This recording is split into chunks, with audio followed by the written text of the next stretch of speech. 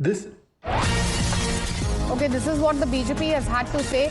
We have some more breaking news coming in. Priyank Kharge has also waded into this debate. He has also basically hit out at the BJP and he says that children should be left out. They should get a proper education. These controversies should not be impacting them. And then also attacking the BJP. Some very scathing attack claiming that the BJP is injecting a religious angle, playing religious card in this entire controversy. Listen into what he has also had to say. If BJP wants to put Kesari shawl to children and say, make them Gaurakshaks and Dharmarakshaks, let them do it to their children.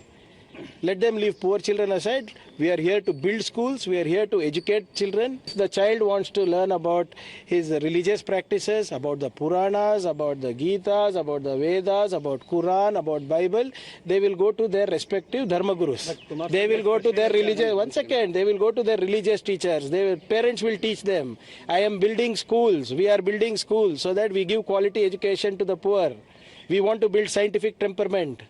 If they are interested in making Gaurakshaks and the Dharamrakshaks out of children, please start with their own children, their own family.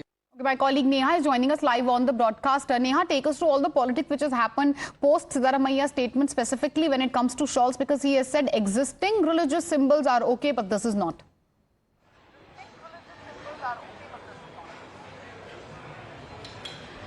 Well, absolutely. In fact, the order here is quite clear that it's only a permission now for religious symbols to be worn in schools, something that was banned in the year 2022. Of course, going back to then, just to sort of, have an overview, there's never really been a situation per se where, symbols that aren't really religious were ever permitted at schools. So now the question that the government in the state of Karnataka asks is, why should things be any different? Remember, as far as the BJP is concerned, of course, they have now gone on to slam the government here, questioning why saffron shawls aren't allowed. But on its part, the government here defending this move, saying that the BJP is only interested in polarizing the entire issue. Absolutely, and that is the attack coming in from the side of the BJP. Congress obviously countering the same. Neha, thank you for joining us with all these updates. So obviously the controversy which is brewing in Karnataka, that's going to be one of our top focuses as of now.